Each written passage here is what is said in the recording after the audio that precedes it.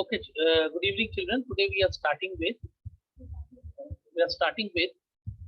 the concept of work for energy that we did earlier in our earlier class. And you already know that work equals to, I have already discussed, that is equals to force. Suppose you are applying a force over here and the body has undergone a displacement. The body has undergone a displacement, and that displacement is over here. Suppose this is equals to B, or you can also write S. This is your force and this is your angle between them is equals to therefore theta.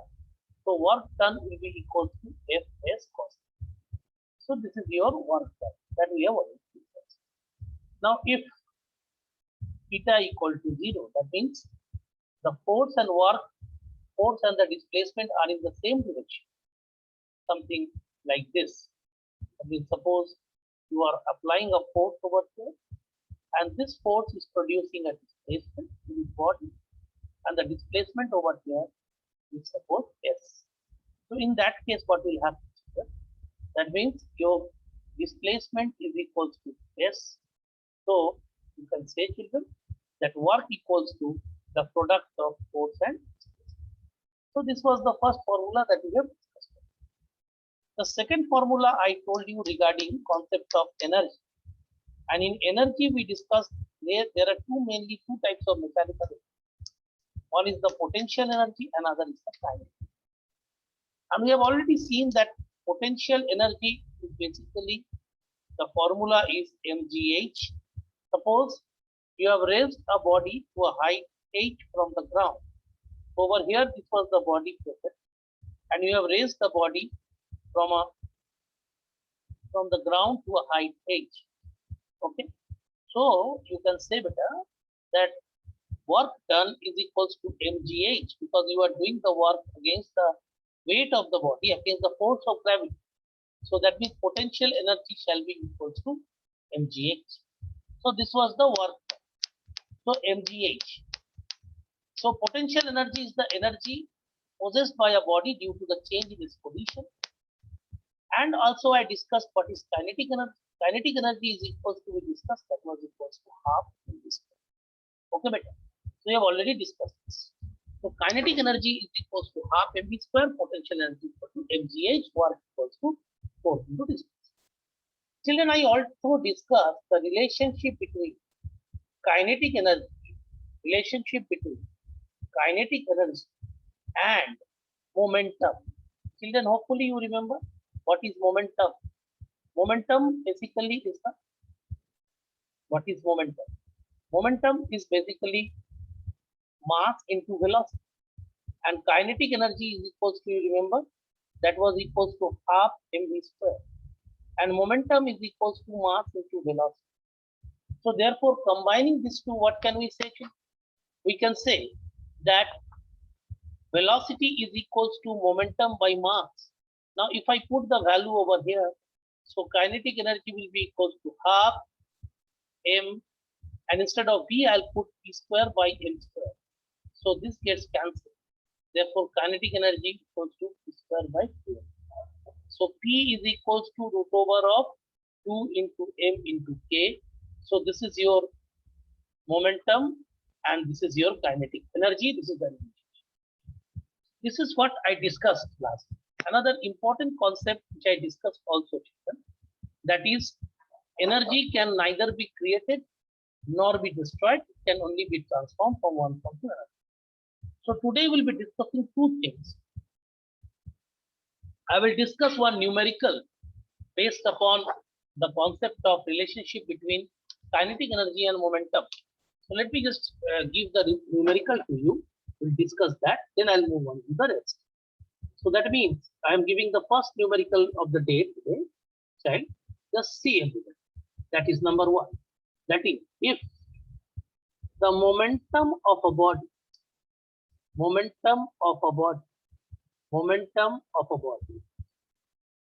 is doubled, body is number A, is number The first question, if the momentum of a body is double, okay, the momentum of a body is double, then what is the, then what is the percentage change, percentage change in, percentage change in kinetic energy, kinetic energy. Okay, if the momentum of a body is doubled, then what is the percentage change in kinetic energy? So this is my first question today, discussing that. What is the percentage change in kinetic energy? So this is my first question. So if the momentum of a body is doubled, then what is the percentage change in kinetic energy? So this is our first question. Okay, beta. So let us start doing this question. So just according to the formula, what that has been given to you, that momentum is equals to, you have already seen how it is dependent, kinetic energy, that is equals to p square by 2m equal to kinetic energy. Why I am using this formula number 1 and this is formula number 2? So why I am using formula number 1, beta? We are using formula number 1 because over here you can see momentum is being changed. That means momentum is actually the independent variable and kinetic energy is beta dependent upon the momentum. So naturally momentum is the independent variable and kinetic energy is the dependent variable. So since the momentum is the dependent variable, so naturally we'll use kinetic energy in terms of momentum, that relation. Right, beta? So from here, what can I say? If the momentum of the body is doubled, that means new momentum is, suppose I take it as p dash, and that is becoming twice the original momentum. So therefore, new kinetic energy will be equals to p dash square by 2m. So this will become how much, beta? It will become then 4p square divided by 2. So that becomes how much? Because one thing you can see, children, that this p square by 2m, this can be replaced by this. If you look it into this carefully, a p square by 2m जो है, I can replace it by k, right? So if I replace this by k, so what shall I get, better? I will get that is equals to 4 times the original kinetic. So this becomes your k dash. I hope it is clear to everyone. So k dash equals to, therefore you are getting 4. So what is the change in kinetic energy then? The change in kinetic energy is equals to their k dash minus k. This is the change in kinetic energy.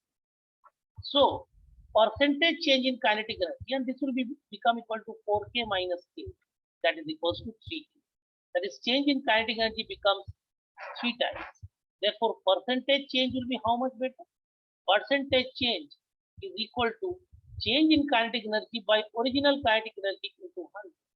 So this will be equal to 3k upon k into 100. So k gets cancelled.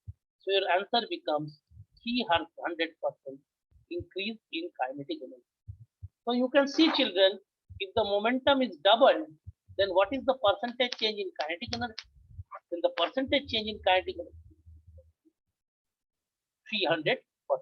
So that is your answer. So I move on to the second pattern of question or second type of question. It is just the converse of this question I like to do. Okay, children. So let me do the converse of this question. Converse of this question means if the kinetic energy is changed, so what shall be the momentum? So I change this over here. What I write, I just write down, that is, if the kinetic energy, if the kinetic energy of a body is doubled, then what is the percentage change in, what is the percentage change in momentum? So this is my question. So I have changed the question. If the kinetic energy of a body is doubled, then what is the percentage change in your momentum? So this is my second question. So how will you do this, better? So for that, you remember one thing, what you are trying to take over here? You are trying to take over here this formula now. Because why? Because here kinetic energy is the independent variable and momentum now will be dependent upon kinetic energy. So naturally what I will take, children? I will take the formula in order to do the solution. What I will do? I will take the formula, that is P square, kinetic energy. That means P is equals to root over of twice m into Q. So this formula I will. Now over here, according to the question, the kinetic energy is doubled. So kinetic energy double means the new kinetic energy therefore will be twice. So original kinetic energy was P. Now it will become root over of 2m into twice of K. So how it will be? That is equals to root 2 bracket root over of twice m into Q. So P1 is equals to therefore root 2 times P. So that is the, you can say, the original kinetic energy was how much, beta? So original kinetic energy was this part. So what I have done, instead of this 2mk, I have replaced it by P because this is also true. Hopefully everybody has understood. So that means P1 is equals to root 2 times P. Now children, you must be knowing that root 2 normally is equals to, if we calculate, you know, that is 1.414, right? So I can easily take root 2 is equals to 1.414. Therefore P1 will be equals to 1.414. So what is the change in momentum then? Change in momentum will be equals to therefore P1 minus P, that is equals to 1.414 P minus P. So that is equals to 0.414 P. So therefore percentage change in momentum. So percentage change in momentum, that is equals to how much? Percentage change in momentum is equals to change in momentum by original momentum into 100. So that becomes 0.414 P is the change in momentum by original momentum into 100. So what do you get from here, beta? So you are getting 41.4%. Is it clear to everybody? Sorry, this will be equals to, it is being doubled. So if I multiply by the 100, yeah, absolutely. So that becomes 41.4. Oh, I should have cut this. So this is 41.4%. So if the kinetic energy of the body is doubled, then percentage change in the momentum is 41.4% increase. So the increase in the momentum is 41.4%, and on the original problem you did that when the momentum of the body is doubled, then percentage change in kinetic energy. So there will be plus 300% increase. So these are the two situations. Hopefully everybody has followed. Thank you. Just continue with that.